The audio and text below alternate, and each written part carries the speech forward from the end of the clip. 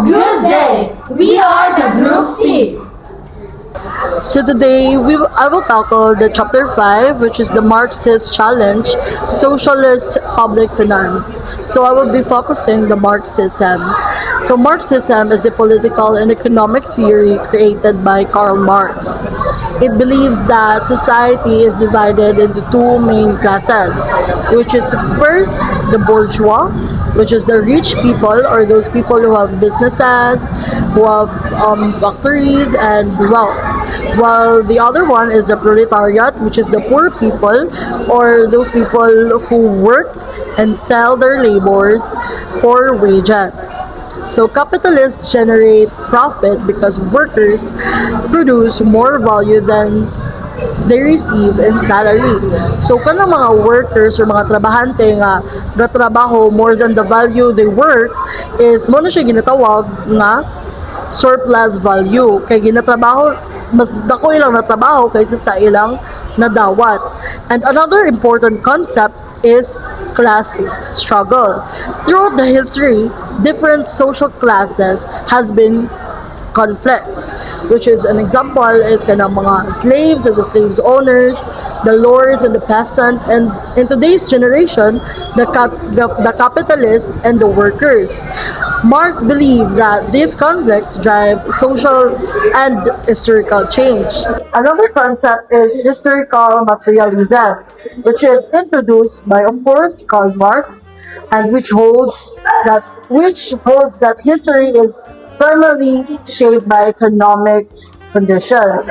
He argued that societies evolve through stages from feudalism to capitalism and eventually towards socialism to communism. So in a socialist system, the government plays a major role. So in managing the economy, instead of private companies controlling major industries, the government or the people own them. Because of this, socialist public finance focuses on central planning, where the government plans and decides the production and spending and development. So I think that's all for my part. Hi everyone, Christine's here, and today I will explain the basic features of socialist public finance. First, remember that under socialism, the state owns or controls almost all businesses, land, factories, and resources. This changes how money is planned, collected, and of course, how money is spent. So for the first basic feature of the socialist public finance is what we call the primacy of central planning. So in capitalist system, ang private businesses and markets ang mag-decide kung what to make, what to produce, and of course, what to sell. But here, under socialism, the national government creates clear and long-term plans like for example, mga 5-year development plans and mas kanang lugay pa ang uban, and uses the budget as its main tool to make sure that these plans are followed. This is why gitawag sila centrally planned economies or what we call CPEs. So based from the Annex A part in the book by Briones, we can also learn nga ang budget nag-manage over half of the nation's total income. And of course, it works to fairly share wealth across industries and regions, while also checking if kanang correct ba nila buhat ang mga plans, wala ba yung mga nasayop.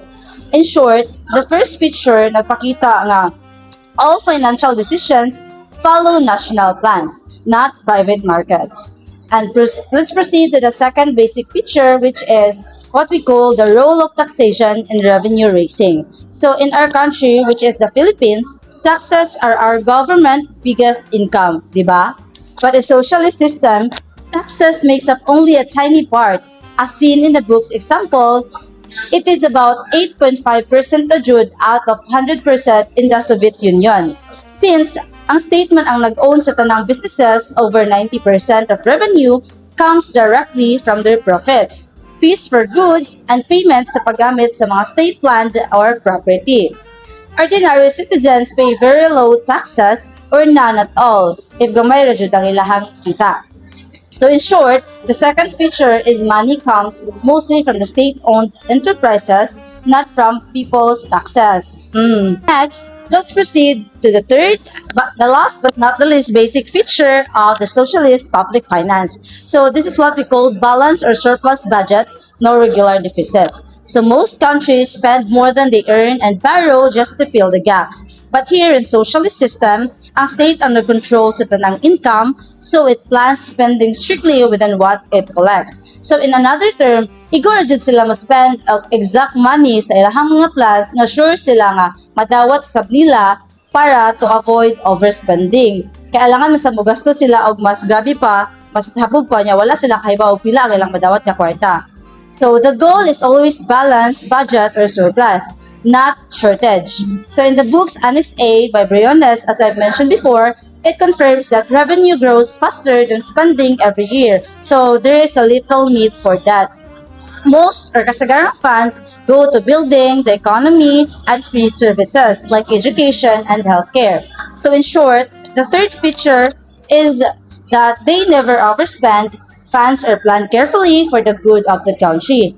In summary, all these features work together because the state is not just a manager of public funds, it is also the owner of the whole economy. Thank you. And now, let us proceed to the impact of Western public finance institution on LDC or less developed countries. So many of the government system used today in countries like the Philippines came from Western countries such as Britain, Spain, and United States during the colonial period. So because of this, we need to understand where the system came from and why this were created. So now, why is this history is important? So the authors first explain the development of Western public finance. It is because countries like the Philippines were once colonized. And the colonizer introduced their own system of taxation, budgeting, and government spending. Even after independence, many of the systems remain in use. And understanding their history helps us to understand why our public finance system works the way it does today. And now let's proceed to the different kinds of public finance system. So it is the one of this rather is classical public finance. And now what is classical public finance? It is an old theory of government finance developed by economists like Adam Smith. And Adam Smith believed that taxes should be fair and government should spend it wisely. And government should avoid borrowing too much and should try to balance their budget and not spend more than they collect. And what Adam Smith canons of taxation. So these are principles of a good tax system. One important principle is the canon of equity. So what does this mean?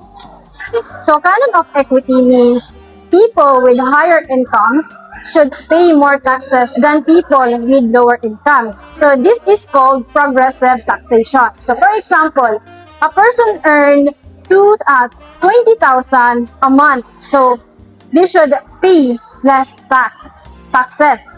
And a person earning 200,000 a month, so they pay more taxation.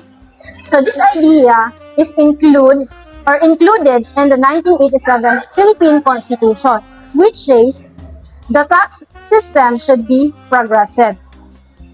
So what does this sentence mean? These canons are honored more often in breach than otherwise. So this means the government accepts these principles in theory, but does not always follow them in practice. In other words, the rule sounds good, but they are not consistently implemented. And now let's proceed to what is balanced budget. So balanced budget means government income mostly came from the taxes is equal to government spending, and the government does not need to borrow more money. And now, let us proceed to the deficit of financing. So, unsa may relationship niya or involvement sa classical public finance? It is because after 1972, the Philippines started using deficit financing. This means the government spends more money than it collects, and to cover the differences, it borrows money or enforce debt. This is often done to fund projects such as roads, school, hospitals, and other development programs. So in simple summary, again, the Philippines inherit many public finance system from Western countries during colonializations. And Adam Smith greatly influenced this system through his ideas on fair taxation and balanced budgets. And his principles of progressive taxation is reflected in the Philippine Constitution. And however, these principles are not always fully practiced. And before 1972, the Philippines generally aimed to a balanced budget. After 1972, it began using deficit financing, meaning the government could spend more than it collected by borrowing money. So that's all. Thank you. Good day, everyone. Today, I'm going to discuss about the Keynesian public finance. So, what is Keynesian public finance? Keynesian public finance is basically the way of thinking of the government about spending and taxes that came from the ideas of a British economist named John Maynard Keynes. Before Keynes, a lot of economists believed that the government should just stay out of the economy and let the free market fix itself. But Keynes actually disagreed.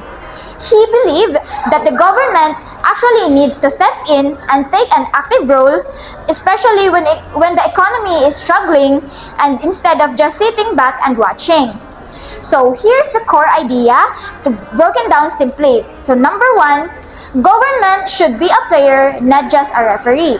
So instead of just setting the rules and letting the market do its thing, Keynes believed that the government should actively use its power through spending and taxes to help guide the economy and toward growth and stability. Next is that budget doesn't have to be balanced. This is probably the biggest and most controversial part of Keynes' idea. Traditionally, people thought government income taxes and government spending should match, like a strict household budget. Keynes said that it's not that always to be balanced. If the economy needs a boost, it's okay for the government to spend more than it earns. This is called deficit spending. For example, by borrowing money to fund infrastructure, projects, or social programs. Next is spending can kickstart the economy. So what does it mean? The logic is that when the government spends money, say building roads or schools, that money flows into the economy, creates jobs, and gets people spending too. So even if the government is technically in debt, the idea is that the economy activity it generates is worth it in the long run. So next is, why does this matter for a country like the Philippines? A lot of developing countries, including the Philippines, adopted this kind of thinking, especially after gaining independence. They didn't have huge amount of money sitting around, but they needed to build infrastructure and grow their economy fast. So Keynes' idea that it's okay to borrow and spend more for development gave them a green light to do exactly that. In fact, the Philippines officially shifted toward accepting budget deficit starting in 1972, moving away from the older belief that budgets always have to be balanced. In short, Keynesian public finance is basically the idea that government shouldn't be afraid to spend, even if it means going to debt, because that spending can help the economy grow, create jobs, and fund the country's development, especially when the private sector alone isn't cutting it. Thank you.